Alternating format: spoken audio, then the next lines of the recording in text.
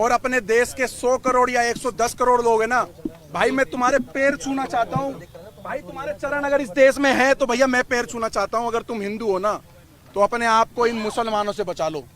ये सब एक हैं, मैं खुल के बोल रहा हूँ, ये सब मुसलमान एक हैं।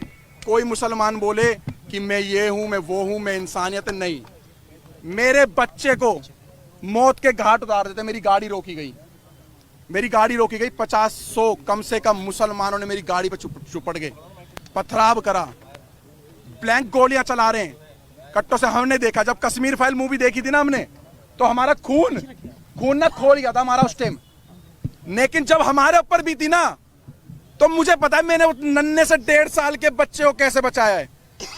मैं मर जाता, मेरा बच्चा मर जाता, या मेरी वाइफ मर जाती, अगर भगवान मेरा राम अगर मुझे बचा देता ना, तो मैं इस देश के संविधान, इस देश के कानून को साइड में कर देता। अगर मेरा बच्चा मर जाता, जहां पर इस देश का संविधान हमारे बच्चों को और हमारे परिवार को, सनातन को नहीं बचा सकता, जहां पर ये पुलिस आर्मी और हमारे देश को नहीं बचा सकती, आईपीसी धारा ही नहीं बचा सकती, जहां पर पुलिस वालों पे गोली चल रही है, जहां पे बड़ी बड़ी अधिकारियों को मेवात जैसे एरिया में डंपरों से कुचल दिया जाता है, तो वहां पर इतनी बड़ी यात्रा हो रही थी, 1 लाख से 1.5 लाख व्यक्तियों की, सनातनियों की पूजा करने जा रहे थे, आराध्य करने, अपने आराध्य भोले शंकर जी की। तो वहां पर आर्मी कहां गई, आपकी पुलिस प्रोटेक्शन कहां गई? 500 पुलिस वालों से 1.5 लाख बंदों की सुरक्षा आप करवा रहे थे। 2 से 3 दिन पहले से उन्होंने चैलेंज कर रखा था, बरगली चौक पे जो आएगा मौत के घाट उतारेंगे। ऐसी वीडियो। बताइए, जो पत्थरबाज थे वो पसबंदा थे या अशरफ थे? वो सारे मुसलमान थे। आप पसबंदा असबंदा नहीं होता जी भाई साहब। कब तक आप राजनीति करोगे? गुजर, जाट, बावन, दलितों को वहां पर ऐसा जोड़ा करके मारा जा रहा था। औरतों का मांग का संदूर देख करके पत्थर मारा जा रहा था औरतों के मुंह पे। हाथ पे कलावा देख के, हाथ पे तरसूल देख करके हाथ काटे जा रहे थे वहां पर।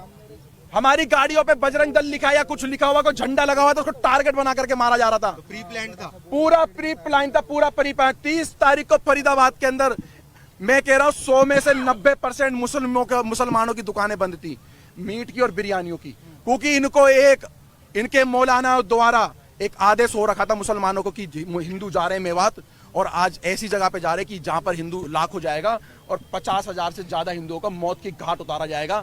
मैं आपको सच बता रहा हूं, मैं कोई आपको झूठ नहीं बता रहा। जब मेरी गाड़ी में आप गाड़ी में कितने लोग थे, किस तरीके से, कितने बजे की गाड़ी में हम 7, अचानक क्या हुआ वो बताइए। हम लोग 7 से 8 जने थे। जैसे ही हम लोग बरगली चौक वाले रोड पे जैसे ही हम लोग आगे की तरफ बढ़ते हैं, तो हमें दिखता है कि कुछ लोग बाइक के पास खड़े हैं, 6-7 बंदे बाइक ठीक कर रहे हैं। हमें थोड़ा सा शंका हुई कि 6-7 बंदे बाइक ठीक कर रहे हैं। आगे एक ऑटो, कम से कम 10-15 बंदे ऑटो ठीक करने में लग रहे हैं। एक ट्रक, एक डंपर के आगे उन्होंने बाइक को लिटा रखा और ट्रक वाले की गर्वान पकड़ रखी है। सब एक प्री प्लान था कि एक हवा बना रहा था कि भाई लगे किसी को कि हम लोग ये हादसे में खड़े हुए इंतजार करते, जितने अंदर जा रहे हैं जाने दो। उसके बाद एक एक की लाश वहां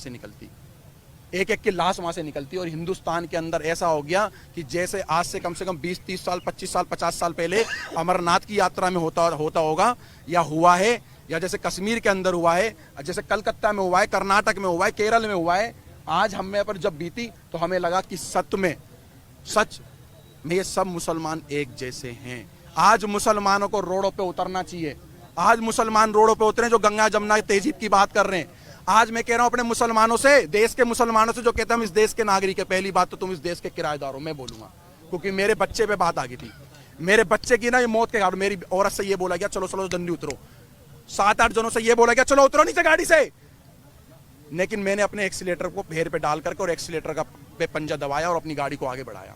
70 से ज्यादा गिरफ्तारी हो चुकी है, क्या लग रहा है? 70 से ज्यादा लोग थे, लाखों में, लाख पार्टी का विरोध नहीं कर रहा हूँ मैं साहब खट्टर साहब का विरोध करना चाह रहा हूँ आपके चैनल के माध्यम से। खट्टर नहीं, मेरी बात सुन लो पत्रकार साहब। खट्टर साहब का एक बयान आया है कि हमने आधे घंटे या 1 घंटे के अंदर पुलिस भेज दी, सारा का सारा फेलियर और झूठ बात है।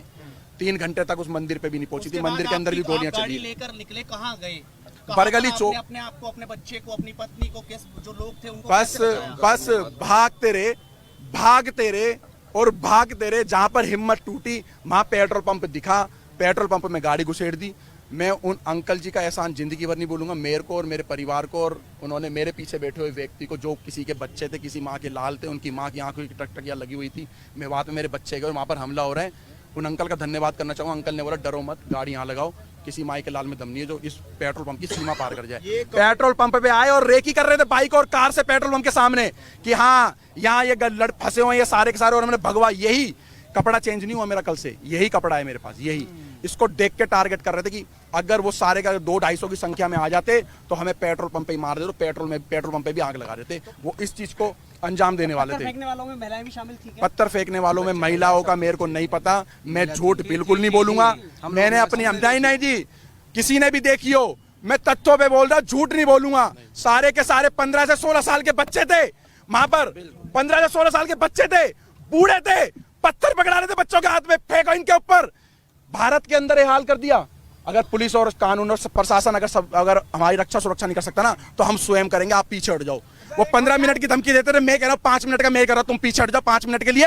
हम अपने देश में ही बता देंगे, इस भारत के अंदर ही बता देंगे हम अपने धर्म की कैसे रक्षा कर सकते हैं। इतना कायर बुजदिल समझ रखा है तुम लोगों ने हिंदुओं को, इतना कायर बुजदिल। और सारे पत्रकारों से हाथ जोड़ के निवेदन कर रहा हूँ, सच दिखाना, झूठ मत दिखाना। ये दलाल पत्रकार, सोशल मीडिया के बड़े बड़े चैनल वाले ये बता रहे कि हमारे से क्या सुनी हो गई। हमारी सारी पद यात्रा गाड़ियों पे थी, और गाड़ियों पे 50 और 60 गाड़ी स्पीड, 50 और 60 की स्पीड में गाड़ियां चल रही है रोडों पे, हाईवे पर। भाई साहब 50-60 की स्पीड में क्या सुनी हो रही है? अरे नलाई को पढ़ाई भी करिए किसी स्कूल में, केजी, एलकेजी, यूकेजी, पहली, दूसरी, 10वीं, 12वीं, बीए कुछ कर रखी है। अनपढ़ो, इस देश के लोगों को बेवकूफ बना रहे हो तुम लोग। क्या सुनी हो रही है? पथराव कर रहे, गोलियां चला रहे, पुलिस पे गोलियां चला रहे, पुलिस को दंगा करके मारे, पुलिस की गाड़ियां चला रहे, थानों में आग लगा दिए। जहां पर पुलिस प्रशासन सेफ नहीं है, तो वहां पर पहले से हमें बताओ कि हम देश के कानून आपकी रक्षा नहीं कर सकते। गोली भी चली, मेरी गाड़ी पे गोली नहीं चली, मेरी गाड़ी के सामने से बिल्कुल गोली गई है, हवा में गोली फायर करी उन्होंने कट्टों से। और ऐसे ऐसे वेपन उनके हाथ में थे जो दिल्ली पुलिस के भी हाथ में ऐसे हथियार नहीं थे। आर्मी वालों के पास भी नहीं होंगे। मैं कहा दिल्ली पुलिस, हरियाणा पुलिस के हाथ में ऐसे हथियार नहीं थे, इतने बड़े सारे के सारे मेवात वायलेंस हुई है, ये पूरी फंडित थी। ये 4 पूरी की